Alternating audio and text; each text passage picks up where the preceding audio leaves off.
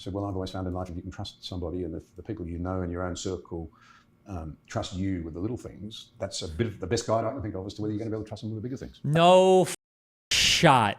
Oh, he's going to disagree heavily with this. He must be, because he's about to go on to talk about like all the different varieties of knee pads he has to wear when he's on his knees filleting Donald Trump over and over and over again. He's about to explain why, well, listen, even though a guy can have a horrendous personal life in every single way, this is why that doesn't actually matter for leadership. So he's about to disagree with him heavily on that, I think, right? I think, look, I'm extremely nonpartisan and moderate when it comes to elections.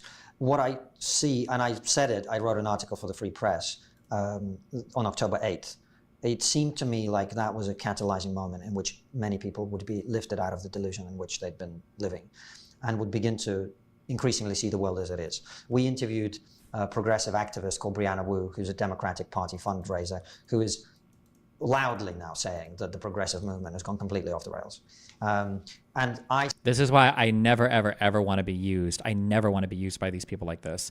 This is why I think I tweeted something out. Didn't I tweet something at this guy? Because I said that I don't consider myself a progressive anymore because I do think progressives have gone wacky. And then he tried to like hop on where he's like, oh, look, even Destiny realizes this. And I think I quote tweeted and was like, you guys are way more crazy. I am never becoming like anything of what is this tweet? There was a response that we had back and forth about this.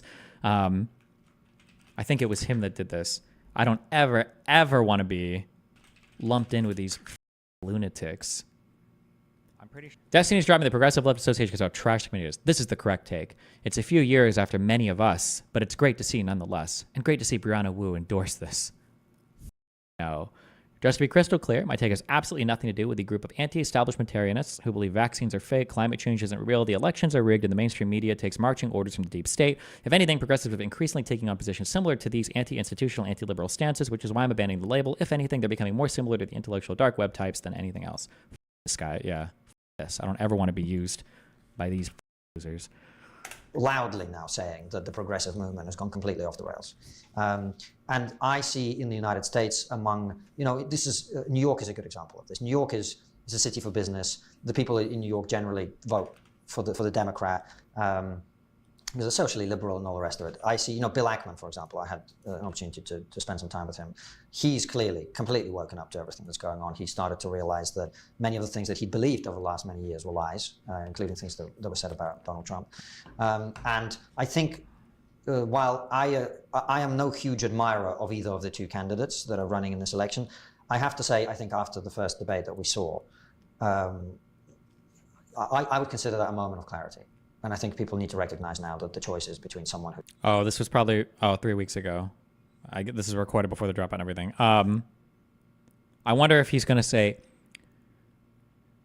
Do you think he's going to say a single bad thing about Trump at all? A single bad thing about Trump. Let's see. Let's go. Let's hear it. While I am no huge admirer of either of the two candidates that are running in this election, I have to say, I think after the first debate that we saw,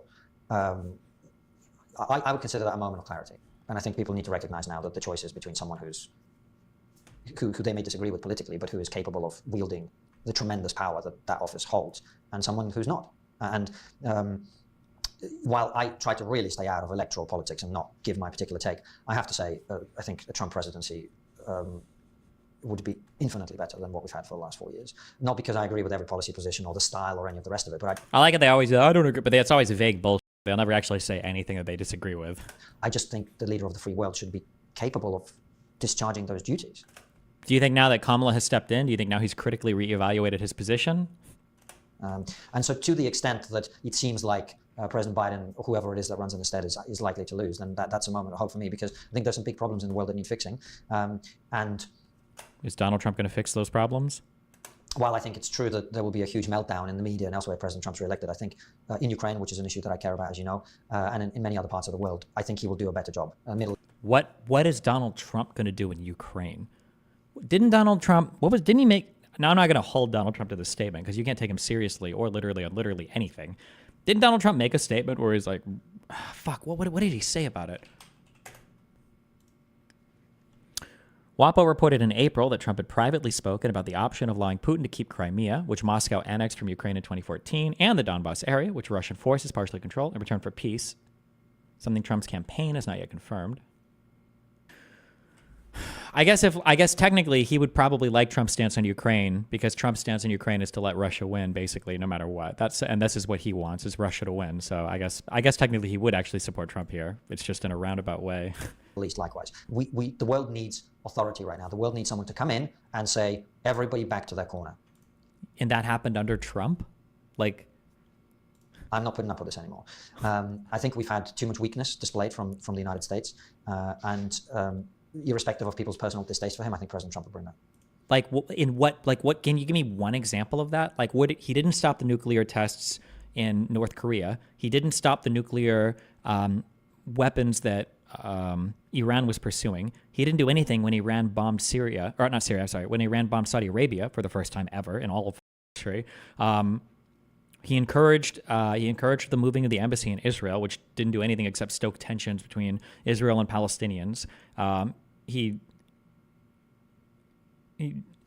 What stopped? The Syrian civil war didn't stop. Russia didn't pull out of Crimea. The civil wars in southeast Ukraine, you shouldn't even call them civil wars, didn't stop. The ongoing conflict in Yemen didn't stop.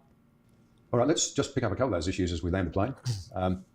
Firstly, the world is a very dangerous place. You and I had a serious conversation shortly after Russia invaded Ukraine, because you understand all of that so much better and had insights no one else did, and our listeners were incredibly interested in it.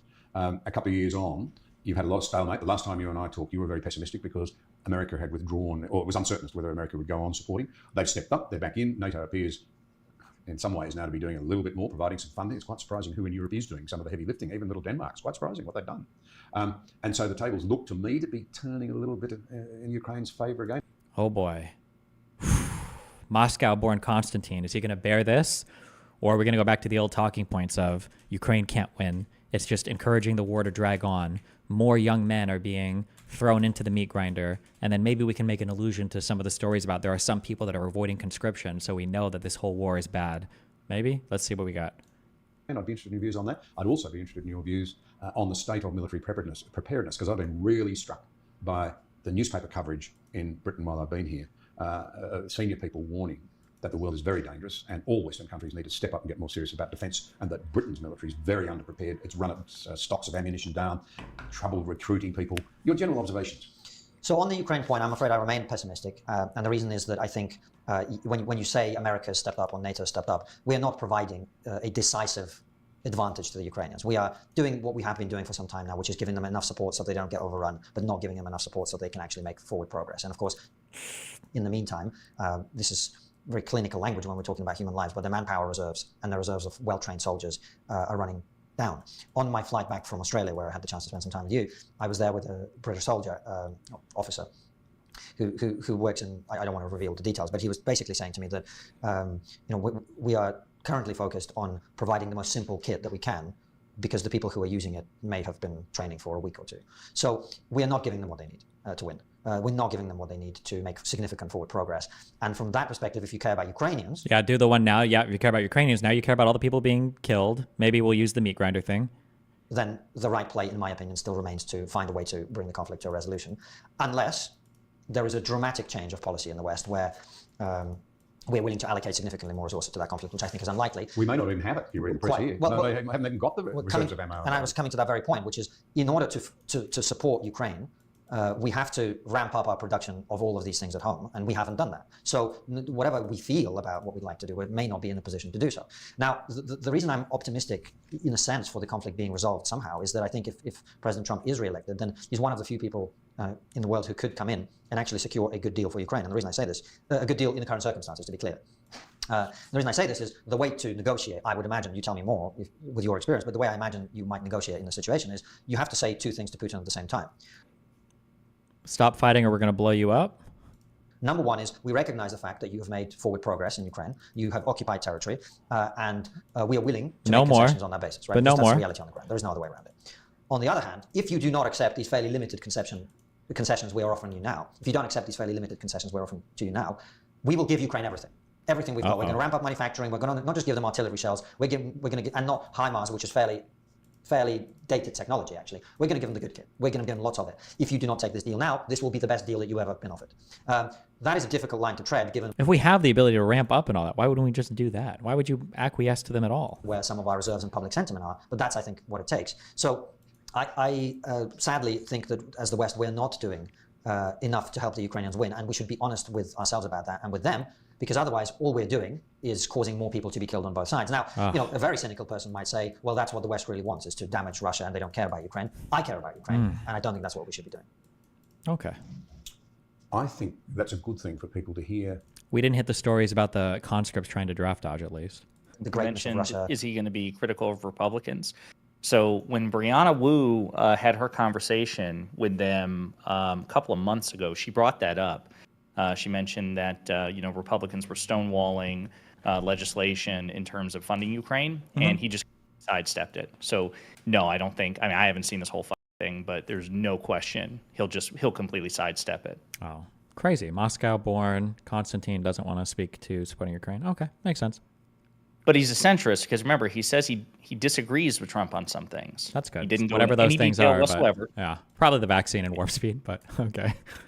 Yeah. So the frustrating thing about this is when he says in the beginning, when they turn the topic to Trump, he says that Bill Ackman, who is a billionaire, he's like, this guy used to be liberal, used to be progressive, but now he's a Trump supporter, and he's become so disillusioned because he recognizes all these lies about Donald Trump.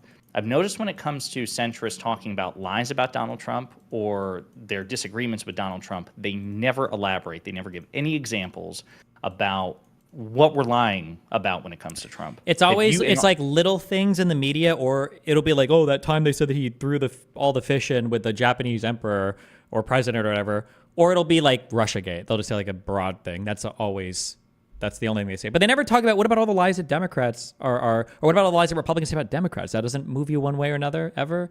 Like Donald Trump is literally right now in Truth Social retweeting literal fake AI images, trying to say that the Harris campaign was passing these off as real. Like that doesn't bother you at all? Yeah.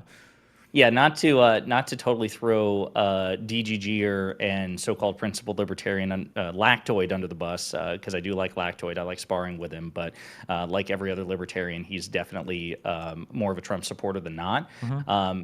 That's the thing I find. The so-called centrists and so-called libertarians, they'll bitch about any sort of like Russiagate's a good example yet, because people say that was a lie. Well, it wasn't a lie. There were strong connections between the Trump campaign and Trump administration with Russia. And I even go so far, there was no proof of I guess no spoiler alert, because we are going to read that Mueller report. That is on the agenda. But go ahead. Yeah, but like even when they say, Stephen, that he didn't conspire with Russia. Okay, you're right. There's no proof of that. But I'm sorry, when he's publicly asking Russia to hack the DNC or to look for Hillary's emails, I know they try to spin it as a joke, but I do think that that's something that should be held against Trump. I'm not saying necessarily criminally. Absolutely, yeah. Yeah, but it's just so infuriating that he is always graded on a curve.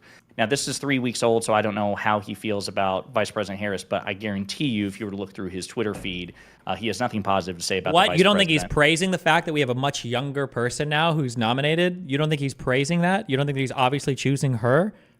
No, and even at the risk of potentially pissing them off, because they don't like when they're brought up here, but I'm going to throw Adam from Sitch and Adam under the bus here, because Hutch and I had a conversation with him recently, and Sitch and Adam both, about Trump versus Biden. It was before Biden dropped out, and Adam said, well, I'm supporting Trump, or I'm going to vote for Trump because of the cognitive decline of Biden, if for nothing else. And when we tried to press him on this, he really didn't want to be interrogated on it, even though he made an affirmative claim as well.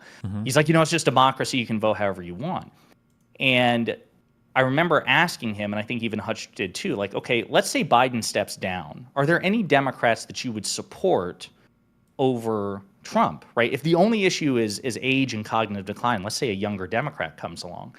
And of course, he wouldn't commit to it. And now that that's the reality, as far as I know, he blocked me, but as far as I know, he still hasn't walked it back. So I do not believe that there is such a thing in American politics as a true centrist. I've never seen a centrist where they bitch about Trump in equal measure. Like Dave Smith, I think Joe Rogan gave him a shout out recently after Rogan. I saw, yeah. Yeah, but I've never seen Smith like really complain about Trump, and certainly not when the conversation is about Trump versus a Democrat. He may in a vacuum. Well, somebody did link in 2022. He was very upset that Trump still had foreign policy where the United States had any military. So, he did have that criticism, which is good. Okay, so let me ask you then: have you encountered a centrist that will criticize Trump, but obviously we're finding centrists who have bigger issues with the Democrats than Trump? Have you ever found a centrist where it's the opposite, where they're like, you know what, I really don't like Joe Biden, but there's no way I'm going to support Donald Trump? That somebody basically who is These a Biden people don't leaning exist. Yeah, they don't exist. Yeah. Ridiculous. All right, buddy. Well, you enjoy the rest of the conversation. Thank you. Bye. All right, see you. Bye. I appreciate that, Destiny. All right, bye. Remember to hit that like and subscribe, and don't forget the notification bell so that my videos show up right in your feed.